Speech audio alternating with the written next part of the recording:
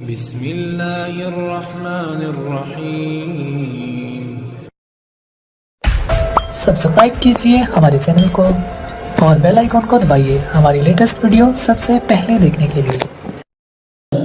اگلے مصاحب ہیں عدنان لال پوری، متعلم عربی حفظ، جن کی تقریر کا عنوان ہے اب شوق شہادت پیدا کرنا ہوگا۔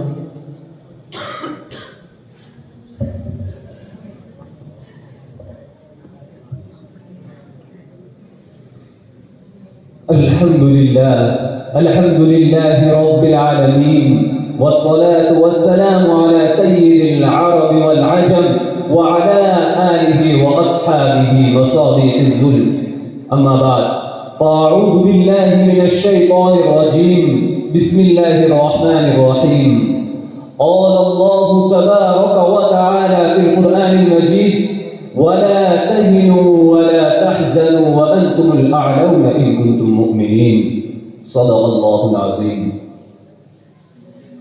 تبش سورج سے لو اور آسمان سے بجلیاں چھینو، کفر کے اشیاء پہ بجلی برسانے کا وقت آیا۔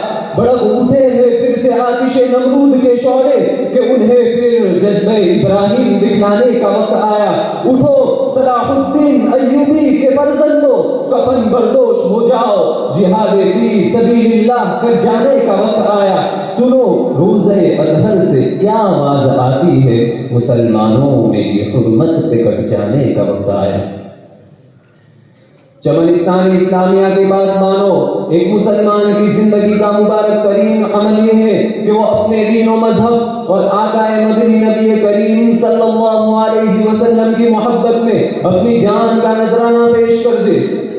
صداقت پر ایمان رکھنے کے باوجود دین اسلام کی حفاظت اور شعائر اسلام کے تحفظ کے لیے جان دینے کی طرف تمہارے اندر پیدا نہ ہوئی تو ایمان کامل نہیں۔ یاد رکھو، جب تمہیں موت زندگی سے عزیز نظر آئے گی تو یہ سمجھ جانا کہ تم زندہ ہو، اور جب تم میں شوق شہادت پر موت کا خوف غالب آ جائے تو تم مردار کے مانند ہو۔ اسی لیے اگر تجھے عزت کی زندگی گزارنی ہے، اگر تجھے اپنی عبادت گاہوں سے پیار ہے، اگر مدارس و مکاتب کی فکر ہے اور شاعر اسلام کی حفاظت مقصود ہے تو تجھے بھی اپنے اکابر کی طرح میدان میں کودنا ہوگا، عہد صحابہ کو یاد کرنا ہوگا، خندق و خیبر اور فتح مکہ کی تاریخ کو دہرانی ہوگی۔ ایسا کیوں؟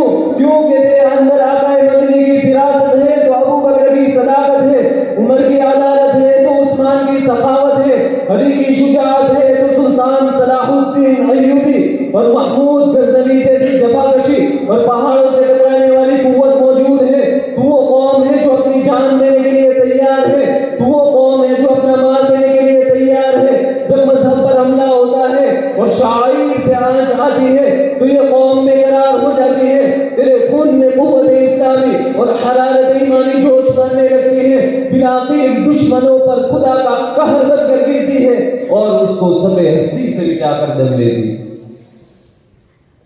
امت کے غیور فرزندوں، آج تیری غیرت پر پردہ کیوں پڑ گیا؟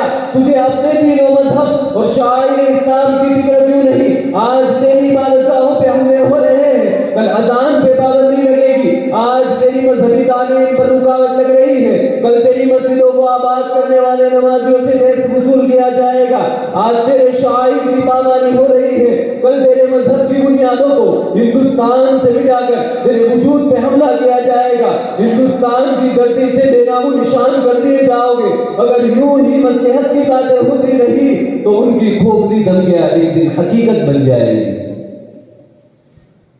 آقا مدنی کے نام پر اپنی گردن کٹانے والوں، میں پوچھتا ہوں کہ کب تک تم اپنے آپ پر ان ظلموں کو برداشت کرتے رہو گے؟ کیا تمہیں معلوم نہیں ہے کہ مراد آباد میں اقلیتوں کا بہیمانہ قتل کرنے والے کون تھے؟ سرزمین کانپور میں آگو خون کی ہولی کھیلنے والے کون تھے؟ متھرا میں اقلیتی افراد کی لاشوں کو جلانے والے کون تھے؟ احمد آباد کے ہزاروں نوجوان، بوڑھے، معصوم بچے تک کو موت کی نیند سلانے والے کون تھے؟ یہی دشمنان اسلام تھے۔ بی ایس پی جس نے پارلیمنٹ کے سامنے مسلمانوں کی مقدس ترین کتاب قرآن کریم کو نظر آتش کیا تھا، بابری مسجد کو ہمارے ہاتھوں سے جھٹلا کر رام مندر میں تبدیل کرنے والے بھی یہی لوگ تھے۔ आखिरकार तुझे इन्हीं जुल्मों को मनियामेट करने के लिए मैदान में कूदना होगा, तो अपनी कलील तादाद को न देख, थोड़ी देर के लिए अपने जान को मैदान बदर की तरफ ले चल। तारीख गवाह है कि सारी कामयाबी के ज़ाहिरी असबाब मुशरिकीन के पास थे। उधर बड़े बड़े कुफ्फार मौजूद थे, उनके पास तमाम जंगी हथियार फराहम थे, वो बड़े जोशो खरोश के आलम में थे। और इधर मुट्ठी पर मुसलमान बेसरो सामानी के आलम में, किसी के पास तलवार है तो नेज़ा नहीं, और किसी के पास नेज़ा है तो तलवार नहीं। उसी तंगदस्ती वो बेबसी के आलम में भी मुसलमानों ने फतह हासिल की। ऐसा क्यों? क्योंकि उनका नुफूस कुदसिया वअतसिमू बिहब्लिल्लाहि जमीअन का मिस्दाक बना हुआ था। इसलिए ऐ मोमिन, तो अपने अंदर की ज़मीर को झंझोड़, अपनी ईमानी गैरत को जगा और मैदान में उतर जाए कहते हुए, न तलवार की धार से न गोलियों की बौछार से, न तलवार की धार से न गोलियों की बौछार से, बंदा करता है सिर्फ परवरदिगार से। गौतम बुद्ध की जाए पैदाइश पर बसने वाले मुसलमानों, जरा आंखें खोलो और उस तारीख को भी पढ़ते चलो कि जब राजा दाहिर की कैद से निकली हुई एक गरीब बेटी की आह ने हज्जाज बिन यूसुफ के आंख से आंसू बहा दिए थे, मोहम्मद बिन कासिम के कल्ब को बेचैन कर दिया था। बैतुल मक़दिस से निकली हुई सदा ने सुल्तान सलाहुद्दीन अय्यूबी पर नींद को हराम कर दिया था। एक अरब बेटी की आह ने लाखों अरब के खून को गर्म कर दिया था। एक मस्जिद की सदा ने तेरे करोड़ों दीवानों को भड़का दिया था। लेकिन अफसोस कि आज हजारों मसाजिद और मकातीब की सदाएं तुझे न जगा सकी। तुम अपने मजहब व शाइर के तहफ़्फ़ुज़ व बक़ा तक के लिए तैयार नहीं हो। अरे उम्मत मुस्लिमा के जियानो, अब हमें ख्वाबों गफलत की नींद से बेदार करने के लिए कौन आएगा? कितनी मसाजिद व मकातीब को मुनहदिम होते हुए देखते रहोगे? अगर हमारी यही हालत रही तो न मालूम कितने हलाक पैदा होंगे जो स्पेन और बगदाद तबाह व बर्बाद कर देंगे। अगर हमने अब भी तब्दीली न आई तो बाकी मस्जिद की तरह कितनी मस्जिदें गवा बैठोगे? कितने शहरों को अमृतसर और जालंधर बनाया जाएगा? न मालूम कितनी गंगा और जमुना के पानी को हमारे गरम गरम लहू से लाल कर दिया जाएगा।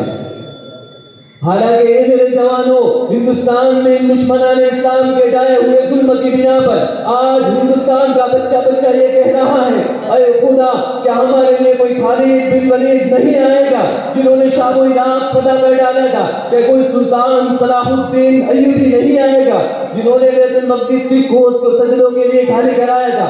क्या कोई महमूद गजनवी नहीं आएगा जिन्होंने सोमनाथ के पादरियों को धूल जलाई थी? इसीलिए मेरे मिल्लत इस्लामिया के पासबानों, तुम ही इनक़िलाबी उम्मत हो।